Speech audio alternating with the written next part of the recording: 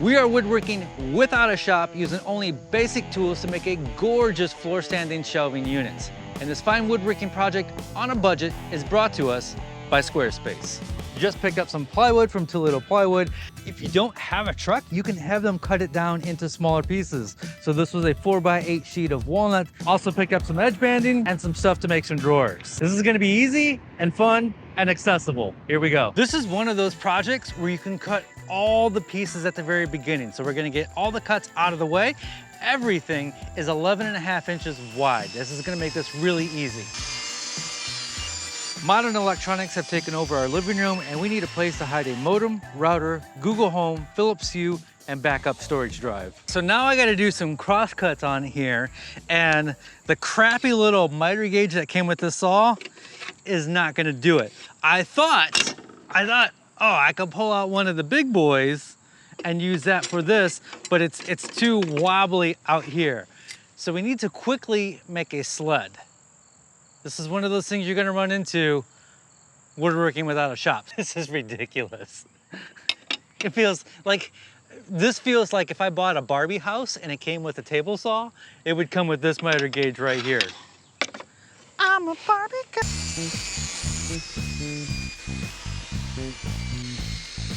A little bit of CA glue, a little bit of wood glue. All right, let that sit and dry for a minute. Now that the runners are glued on, I'm gonna turn on the saw and bring up the blade so it exposes itself here.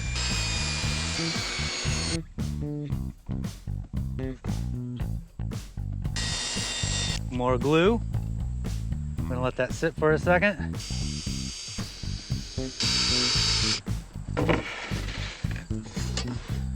Ah, perfectly square. We are back in business. We should be able to cross-cut bigger pieces. Perfectly square. All right.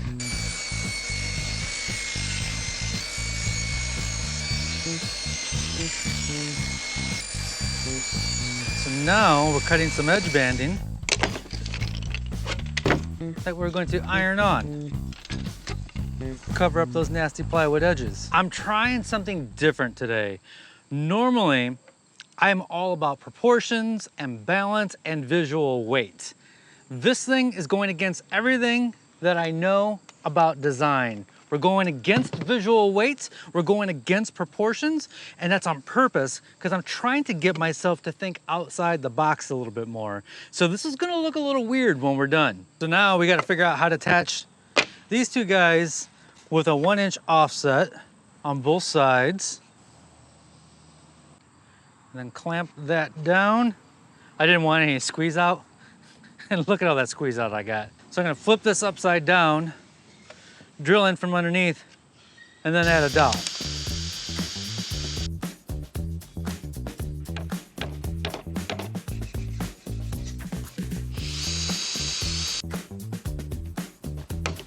So now we're gonna attach this piece here. We can't drill all the way through this time because this part is going to be exposed in the final design. So we're gonna use dowel centers for that. I've already gone ahead and drilled the holes for the next set of dowels, and I have these dowel pin centers that I'm gonna throw in the hole here. And then I can set this on top. I can hammer this down.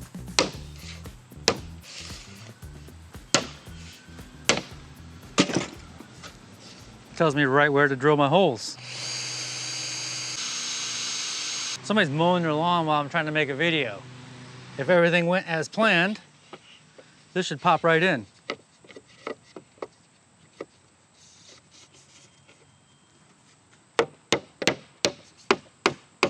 There we go. One section done. Just like before, we're gonna keep building up our tiers using the dowel centers and dowels.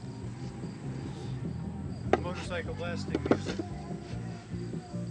It's one of my biggest pet peeves. You already have a super loud ass motorcycle, then you gotta blast your radio in my neighborhood. Oh, it's one of my biggest pet peeves.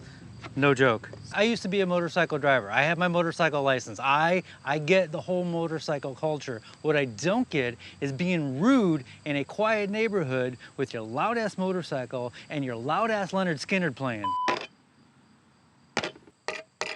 Now we just keep building up. So Next tier.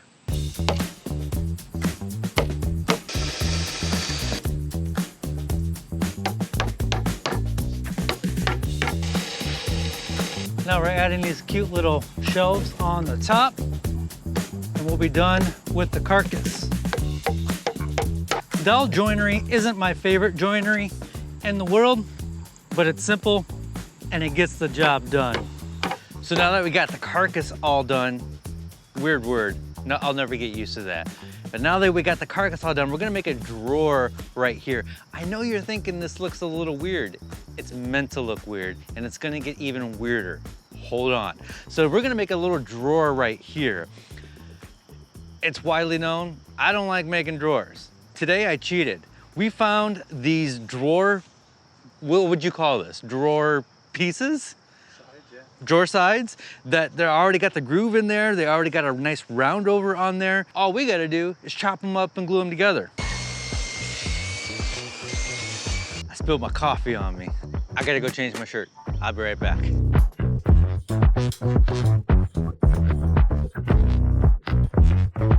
Why is he always wearing the same shirt?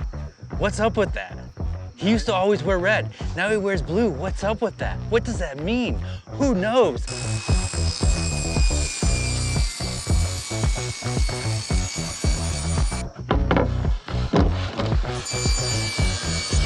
No fancy joinery here. Just butt joints and glue. So this is gonna go in here like this. This is the woodworking cheat code that you would find in Nintendo Power. What's the Mike Tyson cheat code? 007-353-5963. And then just throw a clamp on here. I always check for squareness, and it's always square. I don't even know what I would do if it was out of square. Don't you hate that? You see the YouTubers and they're like, check for squareness, but they don't tell you what to do if it's not square. These YouTubers these days. So while this drawer is drying, we're gonna make a drawer face out of this piece of walnut that I got from my friends at KenCraft, and we're gonna make it just smaller than the opening here, and then we'll just slap it right on there. Easy drawers. Easy peasy drawers.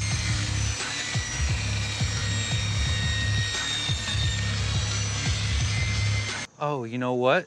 I was about to glue it on there. I want to put a little chamfer on there.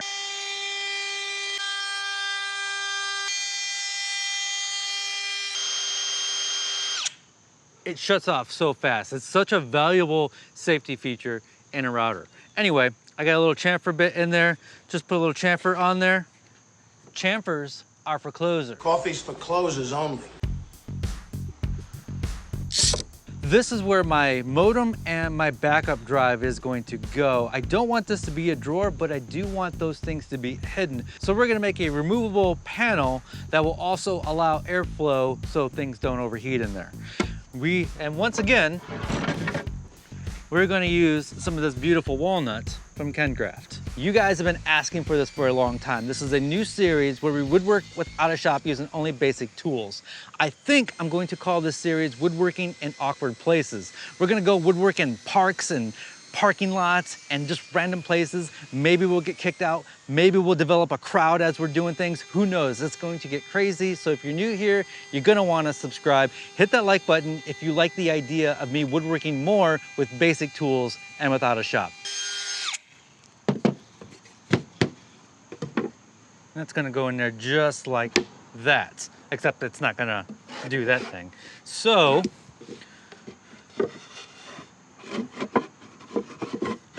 come on, come on.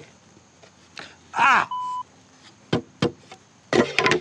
You're asking yourself, what is he doing? But you're also asking yourself, how is that gonna be breathable? I am going to drill a bunch of random holes in random places to give it this cool random hole in random places look. This is gonna take a while and it's gonna be messy, but it's gonna look good. It's gonna look weird. Some of you are not gonna like this. Some of you don't like weird. Daniel, you like weird? Yeah, I like you. Aw.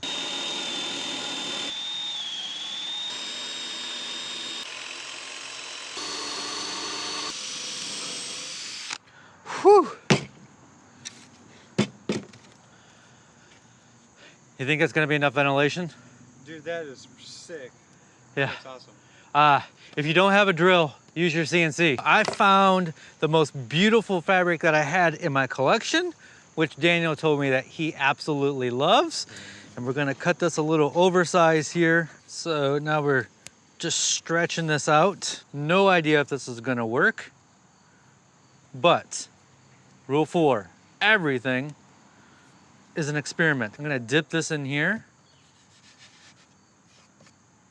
So you don't get it in the hole. Yeah. I just realized after getting all that contact cement on there, before I can glue this down, I gotta finish this. Otherwise, I'm not gonna have a way to get finish on there. So we're gonna finish this with shellac. I'm just using this stuff in the can because it's easier to get in all those little circles. We're gonna take a different approach and I'm gonna try CA glue instead of contact cement. The contact cement was just getting messy. It's right on here. Daniel was just like, I'm worried that this is glued to the board. And I wasn't worried about that, but I certainly am now. Yep, super glue went through. Fuck. We gotta do that again. It didn't work. I've learned some good lessons. I've got the cloth clamped down to the table. I'm gonna add the CA glue and then I'm gonna pull this tight over top of this. Here we go. Bird feather. And then cut the fabric off. The big reveal. Heck yeah.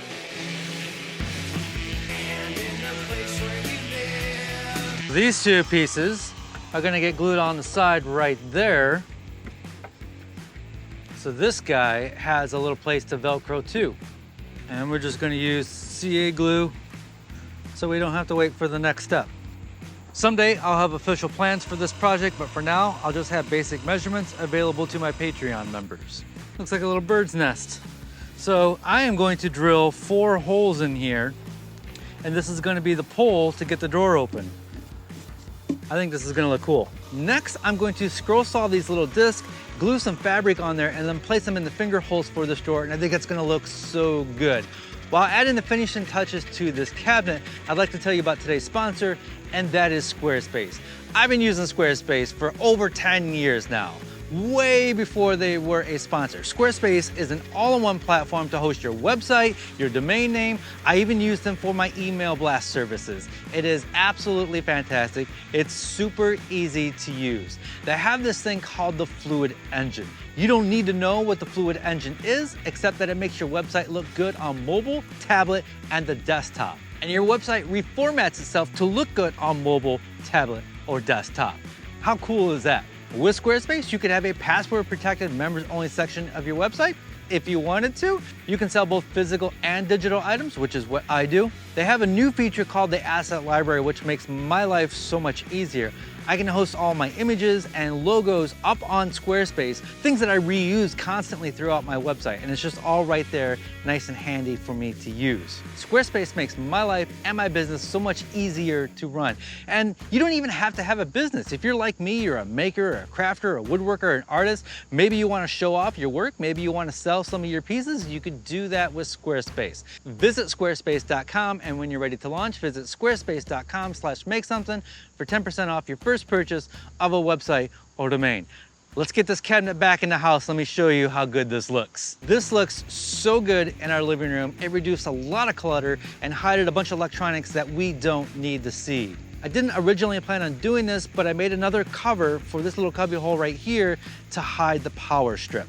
This is the first video in this series where we woodwork without a shop. I do have a playlist here using only basic tools, and then I have another playlist here where I use all my crazy fancy tools in my super crazy fancy shop that has carpeted floors. That's just how I am. As always, be safe, have fun, stay passionate, and make something.